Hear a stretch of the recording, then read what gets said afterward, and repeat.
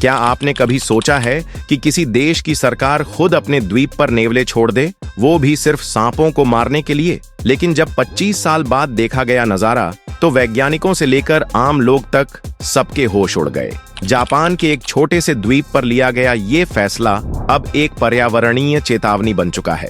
लेकिन ऐसा क्या हो गया कि जिन नेवलों से उम्मीद थी कि वो सांपों से छुटकारा दिलाएंगे, वही अब एक नई मुसीबत बन गए? क्या सांप खत्म हुए, या कुछ ऐसा हुआ जो किसी ने सोचा तक नहीं था? इस कहानी में है प्लानिंग, मिस्टेक और एक ऐसा ट्विस्ट जो आपको सोचने पर मजबूर कर देगा। तो चलिए जानते हैं कि जापान के इस द्वीप पर आखिर 25 सालों में ऐसा क्या बदल गया जो आज पूरी दुनिया के लिए एक सीख बन गया है। ये कहानी जापान के एक बेहद खूबसूरत लेकिन कभी खतरनाक हो चुके द्वीप अमामी ओशिमा की है। एक ऐसी सच्चाई जो किसी थ्रिलर फिल्म की स्क्रिप्ट जैसी लगती है। 20वीं सदी के बीचों बीच इस शांत से द्वीप पर एक ऐसा जहरीला मेहमान आया जिसने लोगों का सुकून छीन लिया। नाम था हाबू, एक बेहद जहरीला सांप। हालात इतने गंभीर हो चुके थे कि खेतों में काम करता किसान हो या जंगल से लकड़ी लाती महिला, हर किसी को लगता था जैसे मौत उनके सिर पर मंडरा रही है। इन सांपों के डंक से कुछ ही घंटों में मौत हो सकती थी, और उस दौर में न तो पर्याप्त एम्बुलेंस थी, न ही विषरोधक दवाइयां या आधुनिक सुविधाएं। थक हार कर प्रशासन और वैज्ञानिकों ने एक ऐसा कदम उठाया जो पहली नजर में बेहद समझदारी भरा लगा। उन्होंने भारत से मंगवाए नेवले, जो सांपों के जन्मजात दुश्मन माने जाते हैं। उम्मीद थी कि ये नेवले आकर हाबू सांपों को खत्म कर देंगे और अमामी ओशिमा एक बार फिर सुरक्षित हो जाएगा। शुरुआत में सब कुछ योजना के मुताबिक ही लग रहा था, लेकिन धीरे धीरे पता चला कि असली खतरा तो अब शुरू हुआ है। इन नेवलों ने न सिर्फ सांपों की संख्या को प्रभावित किया, बल्कि पूरे द्वीप की इकोलॉजिकल बैलेंस यानी पारिस्थितिक संतुलन को बुरी तरह बिगाड़ दिया। जो कदम एक समाधान के रूप में उठाया गया था, वही अब एक नए संकट का कारण बन चुका था।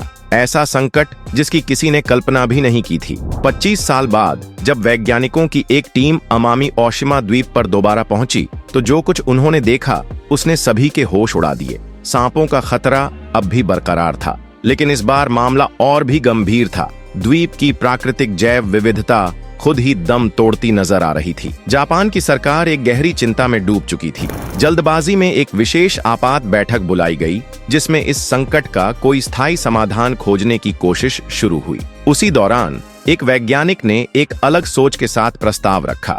क्यों न ऐसे जीवों को द्वीप पर छोड़ा जाए जो सांपों को खाएं और उनके जहर से अछूते रहें।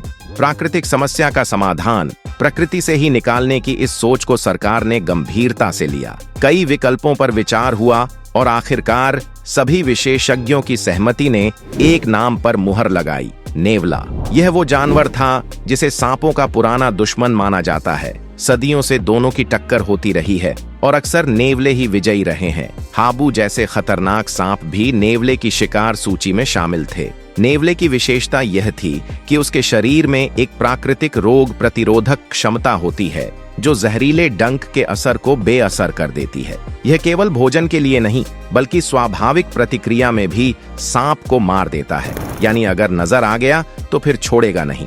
लेकिन इस योजना में एक गंभीर चुनौती भी थी। नेवला जापान का देशज प्राणी नहीं है। उसका प्राकृतिक ठिकाना दक्षिण एशिया है, जैसे भारत, नेपाल, पाकिस्तान या बांग्लादेश। इसलिए इस कदम के दीर्घकालिक परिणामों को नजरअंदाज करना भारी पड़ सकता था। लेकिन उस वक्त सबकी नजर सिर्फ एक ही लक्ष्य पर थी, हाबू के खौफ से आजादी। भारत जैसे देशों से जब वैज्ञानिकों ने 30 नेवले पकड़कर जापान के अमामी ओशिमा द्वीप पर छोड़े, तो उन्हें पूरा भरोसा था कि अब सांपों का आतंक खत्म हो जाएगा। उन्हें उम्मीद थी कि ये नेवले न सिर्फ जहरीले हाबू सांपों को खत्म करेंगे, बल्कि खेतों में तबाही मचाते चूहों को भी काबू में रखेंगे। लेकिन कुछ साल बीतते ही हालात ने ऐसा मोड़ लिया जिसकी कल्पना किसी ने नहीं की थी। 30 की संख्या से शुरू होकर नेवले अब हजारों में बदल चुके थे, 30,000 से भी ज्यादा। और इस बार चौंकाने वाली बात ये थी कि इतने सारे नेवले होते हुए भी हाबू सांपों की संख्या में गिरावट नहीं, बल्कि इजाफा हो रहा था। असल वजह सामने आई तो वैज्ञानिक भी चौंक गए। हाबू सांप रात के शिकारी थे और नेवले दिन में सक्रिय रहते थे। इस तरह दोनों का आमना सामना ही कम होता था, और जब होता भी था तो नेवले उन पर आक्रमण करने में खास दिलचस्पी नहीं दिखा रहे थे।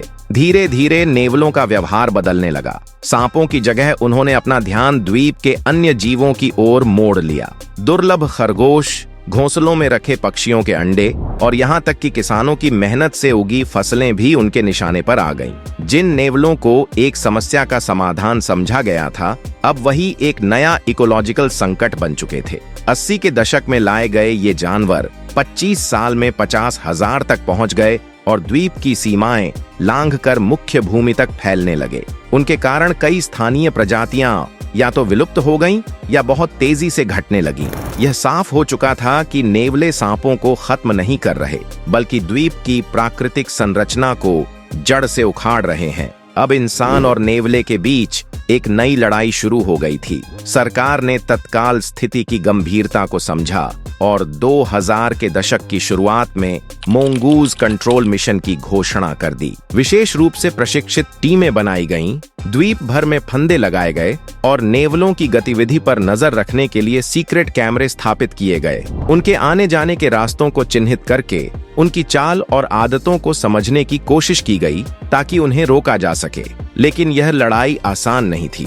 छोटे कद और तेज गति के कारण नेवले पकड़ में आसानी से नहीं आते थे। नेवले से छुटकारा अब सांप से भी बड़ा सिर दर्द बन चुका था। जिन इलाकों में नेवलों की संख्या बेकाबू हो चुकी थी, वहां इंसानों ने एक सख्त कदम उठाया। खाने में जहर मिलाया जाने लगा। इसके साथ ही विशेष रूप से प्रशिक्षित कुत्तों को लगाया गया, जो नेवलों की गंध सूंघकर उनके छिपे ठिकानों तक टीमों को पहुंचाते थे। ये अभियान रात रात भर चलता, सालों तक। आखिरकार साल 2018 में जापान सरकार ने ऐलान किया कि अमामी ओशिमा द्वीप को नेवला मुक्त घोषित कर दिया गया है। इस विशाल अभियान के दौरान करीब 40,000 नेवलों को या तो जाल में फंसाया गया या मार गिराया गया। यह सुनने में कठोर जरूर लगता है, लेकिन जब किसी द्वीप की 15 से अधिक प्रजातियां विलुप्ति के कगार पर पहुंच जाएं, तब ऐसे कठोर निर्णय ही इकोसिस्टम की रक्षा का एकमात्र विकल्प बन जाते हैं। नेवलों के सफाए के बाद हालांकि सांपों के काटने की घटनाओं में कमी आई, लेकिन इसका कारण नेवले नहीं बल्कि स्थानीय लोगों की जागरूकता, उनके लगाए गए जाल और 2005 के बाद से सुलभ एंटीवेनम रहा। आज अमामी ओशिमा में नेवले नहीं हैं, लेकिन हाबू सांप और चूहे अब भी वहां मौजूद हैं। मगर क्या इसी मोड़ पर यह कहानी खत्म हो जाती है? दुर्भाग्यवश नहीं। वर्षों तक चले इस संघर्ष ने द्वीप को एक नई समस्या सौंप दी। जैव विविधता के उस संतुलन को जो कभी उसकी पहचान था, नेवले पूरी तरह बिगाड़ चुके थे। कुछ प्रजातियां हमेशा के लिए गायब हो चुकी थीं और जो बची थीं, उनकी संख्या अब भी संघर्ष में है। इस घटना ने दुनिया को एक गहरी सीख दी। चाहे इंसान कितना ही बुद्धिमान क्यों न हो, अगर वो प्रकृति के मूल नियमों से टकराएगा तो उसका अंजाम विनाश ही होगा। आज की वीडियो में बस इतना ही। अगर वीडियो पसंद आई हो तो वीडियो को लाइक करें, शेयर करें और चैनल को सब्सक्राइब करना न भूलें। आप सभी का बहुत बहुत धन्यवाद।